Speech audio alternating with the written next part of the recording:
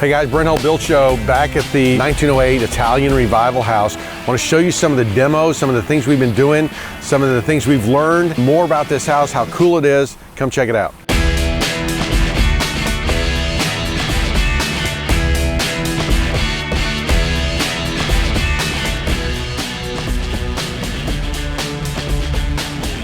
Okay, so I wanted to show you some of the things we're learning and figuring out about this house.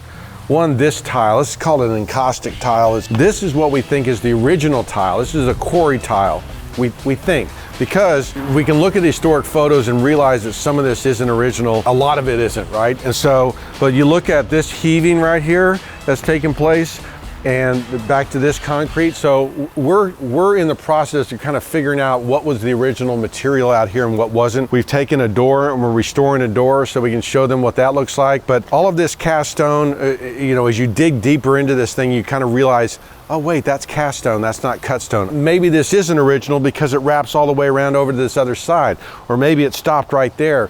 And so through pictures and photos and other things, we're trying to learn from the past, trying to figure out what was going on, maybe even look at Sanborn maps to figure it out. So we also know that this isn't original, right?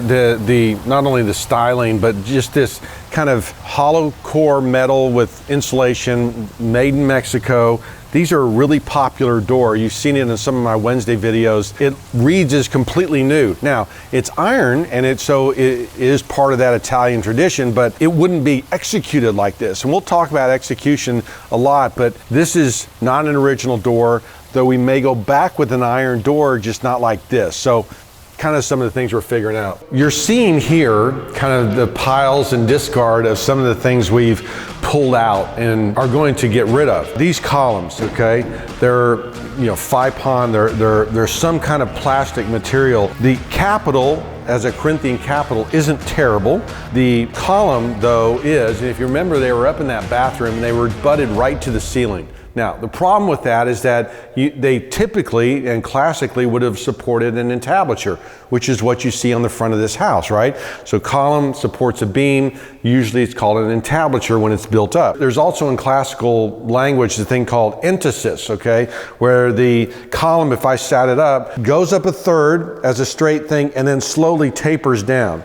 Now, I think this tapers, but it's more like a triangle, right? It's more like these straight sides as opposed to having entasis. And so they looked bad up there. They look cheesy. And so there's a lot of ornamentation in this house that we're getting rid of. And I'll show you some of that in here as we peel away this past. All of this stuff is just added later.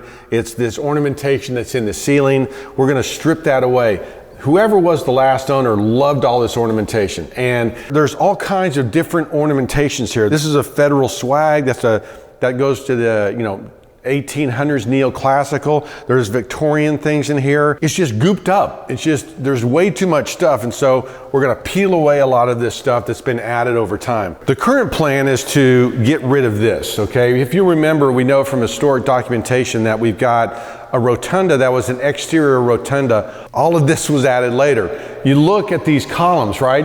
That Corinthian column that I showed you was actually decent. This is, in my opinion, it's ugly, it's gross, it's way too big. It belongs on a 3-story building, right? It doesn't belong in a 15-foot room like this. We've also cut it away, and we're seeing the original fabrication of how they built this. Now, what we've got here is we've got a steel post wrapped in wood, but there's the outside, okay? The outside that's paneled with stucco and an applied molding is basically, I'm just looking at it, it's plywood.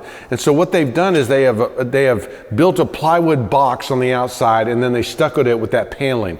One, we know it isn't original. Two, it's ugly, right? And three, they did the same thing on the entablature above up there, and it's one reason it doesn't have, the outside doesn't have the same charm as the inside. And so it's unfortunate, right? Because we have such great opportunity, and then this kind of stuff, and the homeowner, I believe, is gonna let me change all this, and we're gonna jazz it up. It's gonna be awesome. Also, just a few weeks ago, we did a design video for the build show where we talked about rebuilding the outside of this and what that looks like. So check that out, because that's all part of this design process that we're using on this rotunda. All right, let's go downstairs, because because we've dug into the belly of this house and we can look up and see that I'm dealing with all concrete floors. This is a house that was built incredibly well in 1908, 1910, and I want to show you how well this is really unique.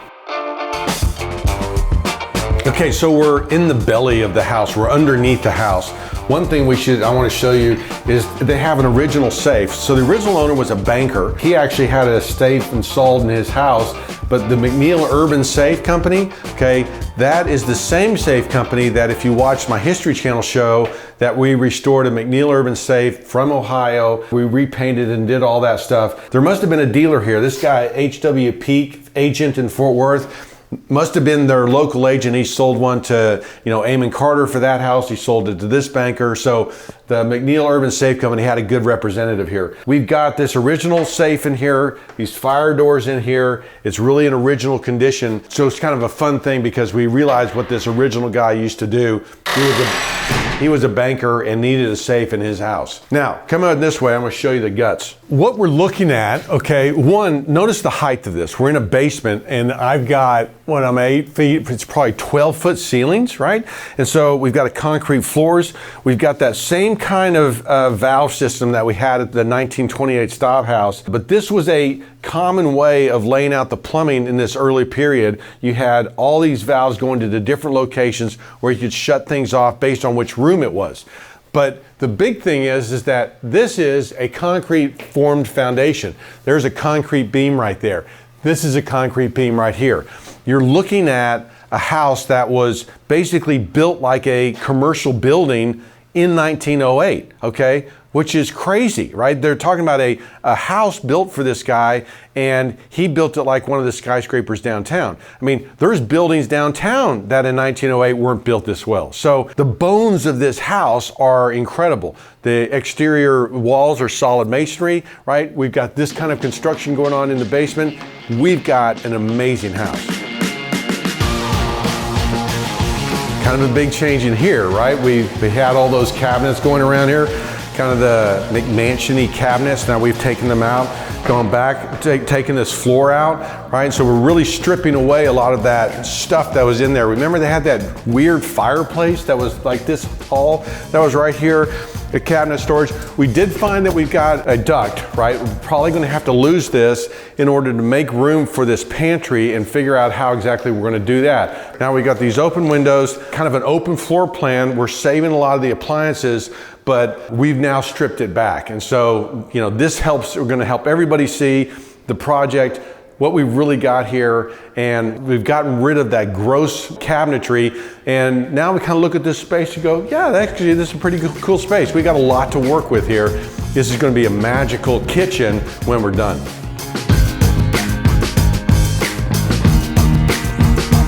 Now we're up in this master suite area. We're looking at some real original conditions. I told you they were all concrete floors, even concrete floors on the second floor where you can kind of see the beams going through here and then the pans and kind of the fill-in concrete. So you're seeing kind of how they built it. And also we've stripped out the dome, the false dome. Remember the columns are gone. That crazy crown that was built up that was just kind of this gross piece, that's gone. So now we kind of get a feel for the height. That crown, usually crown is supposed to lift a room, make it feel taller. This one actually kind of made you feel like you needed to squat down, it was so big. But we've got now, back to the original framing, we're working on the plans, trying to figure out where we're gonna go next, but you've really stripped it away, the McMansion stuff, and we can actually kind of see that this is gonna be a cool house.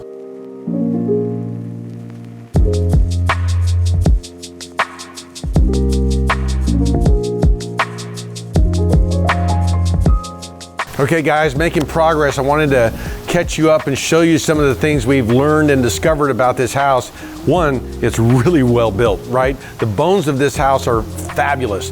The additions done in probably 80s, 90s, last 20 years, Not so much. So we're gonna fix this thing. We're gonna start peeling away some of the McMansion-y stuff. We're gonna go back to the classical. When you look up and see this amazing house with keystones, this brick, the balustrade, cut stone, that eave detail I love, just you get excited about this house. You get excited about what it can be. And as we strip away this bad stuff, I look forward to all that we're gonna learn. So stay tuned. We'll do more videos as we get going, but early stages of this house, just wanted to catch you up. Be sure to follow us on Instagram and Facebook. We've also got the podcast, Passion for Craft podcast.